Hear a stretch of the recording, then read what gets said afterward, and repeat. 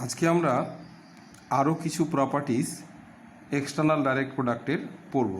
কি সেই প্রপার্টিটা হচ্ছে প্রোডাক্ট গ্রুপে কোনো একটা এলিমেন্ট যদি নিই, এখানে আমরা ছবিতে দুটো গ্রুপ G1 আর G2-র এক্সটার্নাল ডাইরেক্ট প্রোডাক্ট হিসেবে G1 ক্রস G2-কে নিয়েছি এবং তার মধ্যে একটা এলিমেন্ট G1, G2 নিয়েছি।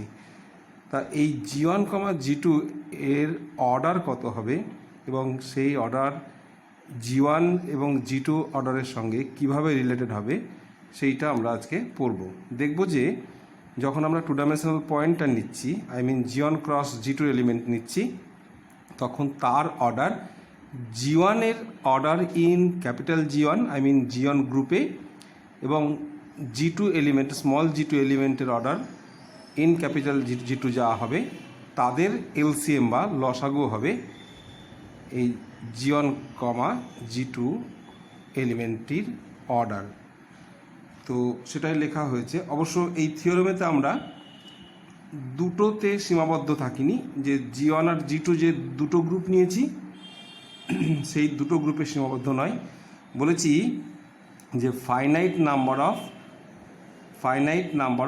ফাইনাইট গ্রুপসের ডাইরেক্ট প্রোডাক্ট, অর্থাৎ একটা নয়, দুটো নয়, এন সংখ্যক, একটা নিয়ে তো হয়ই না, এন সংখ্যক আমরা ফাইনাইট গ্রুপস নেব এবং তার এক্সটার্নাল ডাইরেক্ট প্রোডাক্ট হিসেবে ডাইরেক্ট প্রোডাক্টে কোনো একটা এলিমেন্ট, এই যে first bracket G1, G2, Gn এর অর্ডার মডুলাস দিয়ে আমি অর্ডারকে বুঝিয়েছি। ও দিলেও হতো, কিন্তু বারবার যেমন এখানে ও দিয়ে লিখতে গেলে বেশি জায়গা লাগবে বলে মড দিয়ে বোঝানো হয়েছে, মড দিয়ে অর্ডারটাকে বোঝানো হয়েছে। তো তাহলে কি বলা হয়েছে, যে এই যে একটা এন ডাইমেনশনাল পয়েন্ট পেলাম আমরা G1, G2, Gn, যেটা কিনা capital G1 cross capital G2 cross dot dot capital Gn এর এলিমেন্ট, তার অর্ডার হবে এই কম্পোনেন্ট এলিমেন্টসগুলোর অর্ডারের এলসিএম। এটাই আমরা থিওরেমে পড়ব।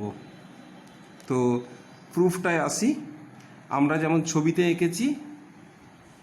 এঁকেছি যে দুটো গ্রুপ নিয়ে G1 আর G2, তো সেটা সেই রকমই আমরা প্রথমে দুটো গ্রুপের ক্ষেত্রে এই থিওরেমটাকে প্রমাণ করব, তারপরে ইন্ডাকশান প্রপার্টি লাগিয়ে ওটা যে কোনো ফাইনাইট নাম্বার অফ গ্রুপের এক্সটার্নাল প্রোডাক্টস নিয়ে, অবশ্য প্রত্যেকটা গ্রুপ ফাইনাইট হতে হবে, প্রমাণটা করব। প্রমাণটা জাস্ট স্টেট করে দেবো।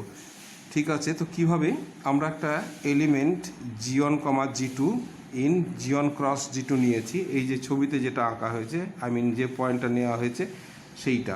তা ধরি এর অর্ডার হলো টি, এই যে টিটা ধরেছি এই এলিমেন্টের অর্ডার, আর G1 এবং G2-র অর্ডার, এই যে মডুলাস দেওয়া হয়েছে G1 এর অর্ডারটা বোঝানো হচ্ছে, মডুলাস G2 G2-র অর্ডার বোঝানো হচ্ছে। এই G1 আর G2-র অর্ডারের এলসিএমটাকে আমরা স্মল এস বলেছি। আমরা দেখাবো যে এই স্মল এস আর স্মল টি সেম, তাহলেই হয়ে যায়। তো কি করেছি, আমরা প্রথমে G1, G2-কে এসেথ পাওয়ারে রেজ করেছি। এসেথ পাওয়ারে রেজ করা এখানে মনে রাখতে হবে যে যদি অপারেশনটা প্লাস হয় তাহলে এটাকে এস টাইমস যোগ করা হবে, ঠিক সেরকম।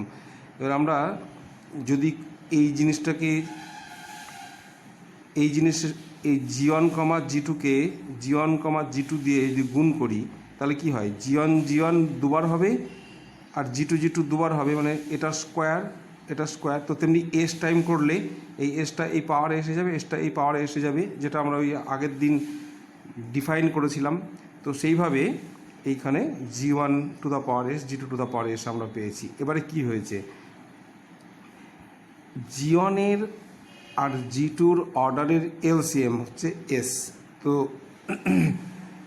এসটা তো G1-এর অর্ডারের একটা মাল্টিপল, এলসিএম কমন মাল্টিপল, তাহলে G1-কে এর অর্ডারে রেজ করলে আইডেন্টিটি পাওয়ার কথা, তার চেয়ে তার একটা মাল্টিপল পাওয়ারে রেজ করছি, তাহলে নিশ্চয়ই এতে আইডেন্টিটি পাবো, এই আইডেন্টিটি পেয়েছি। তেমনি G2কেও এস এর পাওয়ারে রেজ করলে আইডেন্টিটি পাবো। এবারে মনে রাখতে হবে এই ই আমি উভয় ক্ষেত্রে সেম লিখেছি, কিন্তু এরা সেম নয়, সেম নাও হতে পারে, সেম নাও হতে পারে।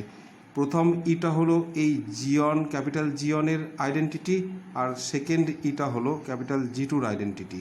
যাই হোক, তো আমরা ওইটা ডিসক্রিমিনেট করলে আমাদের কি ট্রাবল নিতে হবে, সেই জন্য আর আমরা করিনি। E1 E2 লেখাই যেতে পারে এখানে। তাহলে কি হলো, আমরা দেখলাম যে G1 G2 এই এলিমেন্টটাকে এসেথ পাওয়ারে রেজ করলে আইডেন্টিটি পেয়ে গেলাম, কারণ এটা হচ্ছে this is the identity of G1 cross G2 আমরা জানি। তাহলে এই এলিমেন্টকে এসেথ পাওয়ারে রেজ করে যদি আইডেন্টিটি পাওয়া যায়, তাহলে নিশ্চয়ই এসটা টি এর একটা মাল্টিপল, এই যে সেটা লেখা হয়েছে টি এর একটা মাল্টিপল। কেন? টি হচ্ছে minimum power to which it is raised to get the identity. কারণ কি, অর্ডার অফ G1 G2 মানে কি বুঝি, একে মিনিমাম কত পাওয়ারে রেজ করলে আইডেন্টিটি পাওয়া যায়, সেটা হচ্ছে টি। কিন্তু আমরা এসের পাওয়ারে রেজ করেও আইডেন্টিটি পেয়েছি, তার মানে এসটা নিশ্চয় টি এর একটা মাল্টিপল মানে সে টি ইকুয়ালস টু এসও হয়ে যেতে পারে। সেই জন্য আমরা লিখছি যে টি ডিভাইডস এস। তাহলে T is lesser equal to S, সেখান থেকে বলতে পারি, কারণ ফ্যাক্টর তো নিশ্চয়ই এসের চেয়ে ছোটো বা সমান হবে। এটাই কোয়েশ্চেন নাম্বার 1 দিলাম। এবারে কি করছি, নেক্সট G1কে টি পাওয়ারে আর G2কে টি পাওয়ারে রেজ করেছি। এখানে একটা মনে রাখতে হবে, আমরা কিন্তু উদরপিণ্ডি ভূদরকারে করছি, একটু ক্রস করছি। কেন? দেখো, G1 আর G2-র অর্ডার ছিল টি, আমরা একে কিন্তু এস পাওয়ারে রেজ করলাম। আবার এই দুটো অর্ডারের এলসিএম এস, তাই এই দুটোকে ইন্ডিভিজুয়ালি আমরা টি পাওয়ারে রেজ করছি, অর্থাৎ ক্রস চেকিং করছি। G1 G2-র যে অর্ডার টি, সেই পাওয়ারে রেজ করলে তো আইডেন্টিটি পেয়ে যাবো, তাতে আর কি মজা থাকবে। এই জন্য G1 G2-কে এসের পাওয়ারে রেজ করেছি। তেমনি G1 এবং G2-র ইন্ডিভিজুয়াল অর্ডার যখন নিচ্ছি, তাদের এলসিএম যেহেতু এস, তাহলে একেও এসের পাওয়ারে G1কে এসের পাওয়ারে আর G2কে এসের পাওয়ারে রেজ করলে কিন্তু আইডেন্টিটি পেয়ে যায়, কিন্তু আমরা সেটা করছি না। দেখি না অন্যটা করে কি হয়। G1কে টি পাওয়ারে রেজ করেছি, G2কে টি পাওয়ারে রেজ করেছি, এবং সেটা এইটা হবে। এটা তোমরা ডেফিনেশন থেকেই জানো। এবং দেখো, তাহলে আবার এটা G1 G2-র যেহেতু অর্ডার আমরা টি নিয়েছিলাম, তাহলে এটাও আইডেন্টিটি হয়ে গেল। এবার আমি বলো, এই একটা এলিমেন্ট আর একটা এলিমেন্টের সঙ্গে, টু ডাইমেনশনাল পয়েন্ট আর একটা টু ডাইমেনশনাল পয়েন্টের সাথে যদি আইডেন্টিক্যাল হয়, তাহলে কি হবে, ইন্ডিভিজুয়াল কম্পোনেন্ট ইকুয়াল হবে। This equals to E and this equals to E. আবারও বলছি, এই প্রথম ইটা হলো G1 গ্রুপের, আর সেকেন্ড ইটা হলো G2 গ্রুপের। তো আমরা E1 E2 লিখতেই পারতাম, লিখিনি, যে টু অ্যাভয়েড দ্য কমপ্লেক্সিটি। তাহলে দেখো, এখান থেকে বলতে পারি যে G1 টু দ্য পাওয়ার টিও হলো ই, আবার G2 টু দ্য পাওয়ার টিও হলো ই।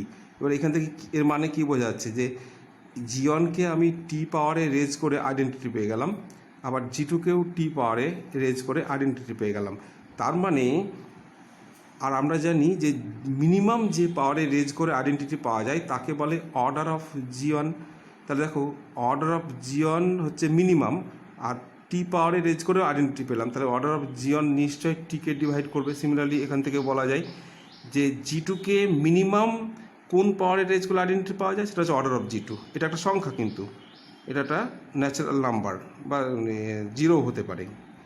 আচ্ছা, তাহলে ইনফাইনাইট গ্রুপের ক্ষেত্রে জিরো হয়, এখানে জিরো হবে না। তো এই জিনিসটা হচ্ছে minimum power at which to which G2 is raise to give identity, আর টি পাওয়ারে রেজ করে আইডেন্টিটি পেলাম, তাহলে এটা নিশ্চয়ই টিকে ডিভাইড করে।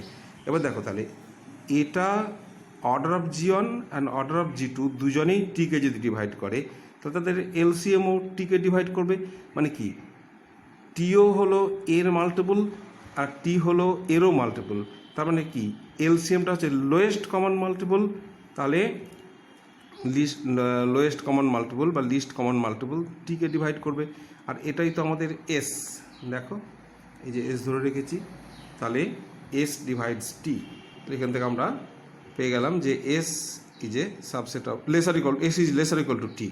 তাহলে দেখো ইকুয়েশন নম্বর 1-এ পেয়েছিলাম, এখানে পেয়েছিলাম যে T is lesser equal to S, আর এখানে 2-এ পেলাম S is lesser equal to T.